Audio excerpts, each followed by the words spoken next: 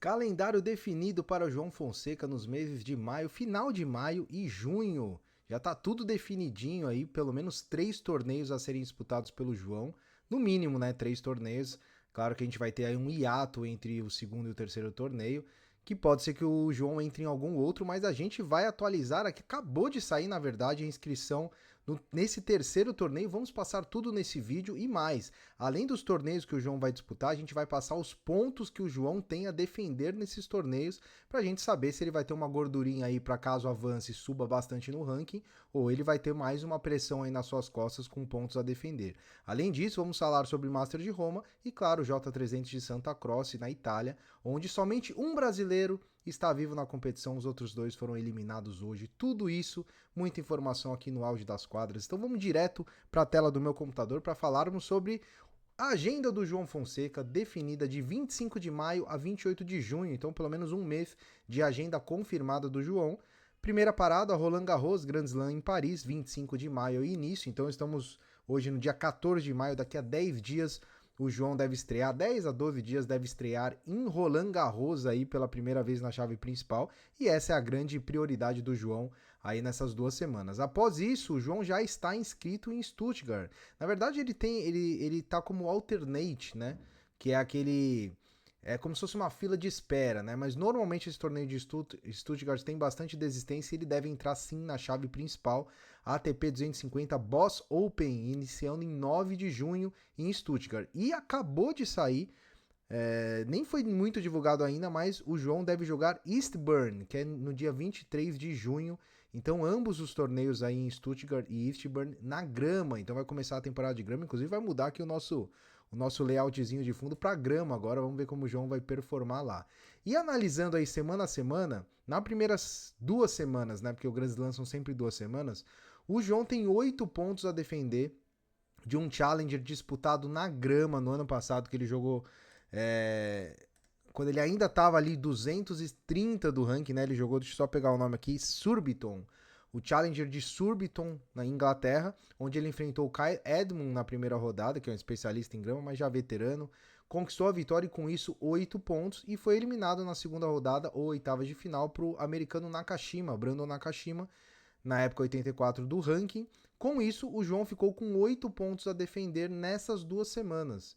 Obviamente é uma pontuação bem baixa, porque é somente uma primeira rodada de Challenger. Então, se o João passar aí, por exemplo, da primeira rodada de Roland Garros, ele já vai subir bastante em pontuação e deve ganhar algumas posições no ranking. Então, tem somente 8 pontos a defender nessas 2 semanas aí.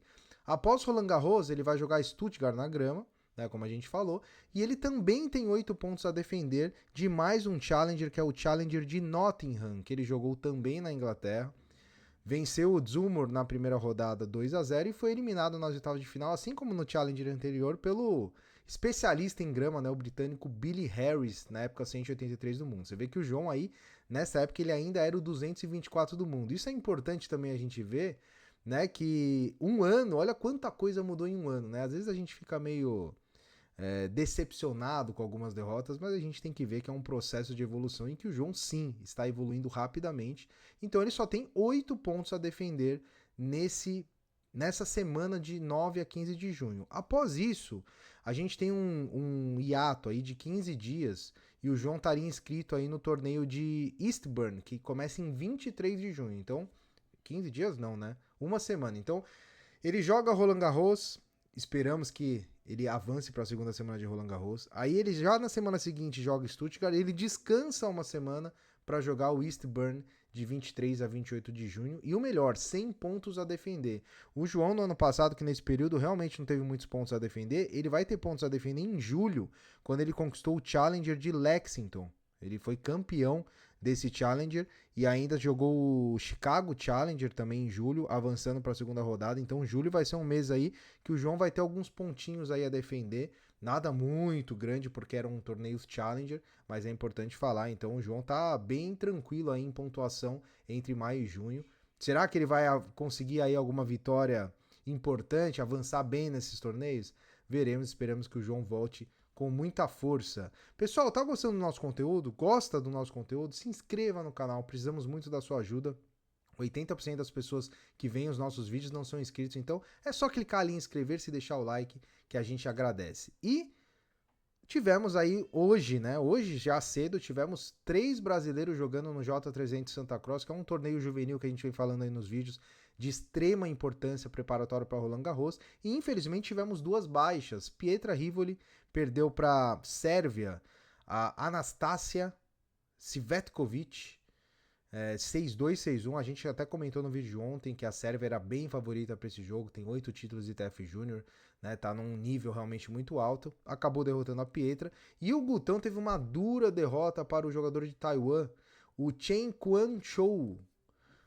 Aliás, é o Quan-Shou Chen. Chen é o sobrenome. 6-2 pro Gutão no primeiro set e depois acabou sucumbindo aí ao taiwanês, né? Taipei chinês, né? O país. 6-4, 6-3. Infelizmente o Gutão acabou eliminado, mas ele conquistou uma grande vitória na primeira rodada. O Gutão que está em constante evolução. E a brasileira que ganhou foi ela, Naoane Silva. Aliás, vitória duríssima contra a Alyssa James, jamaicana. Em 3 sets, com tie break no set decisivo. Então a Naná conquistou aí uma grande vitória.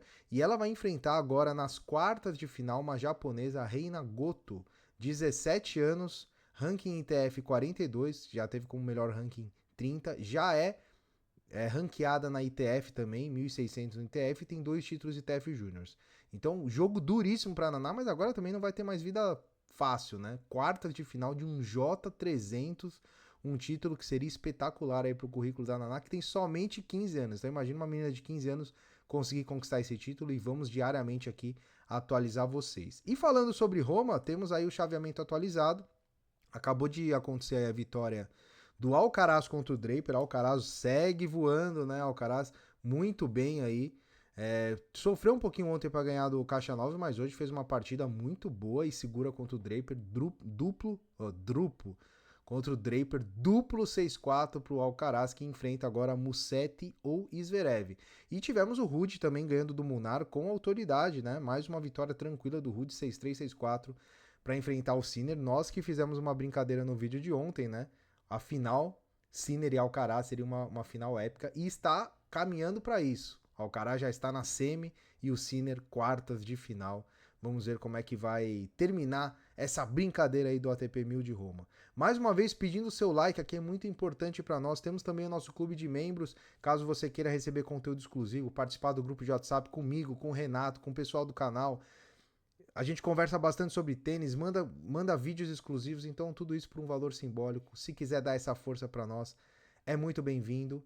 E é isso. Atualizações feitas, agenda confirmada, e nos vemos no próximo vídeo. Até mais.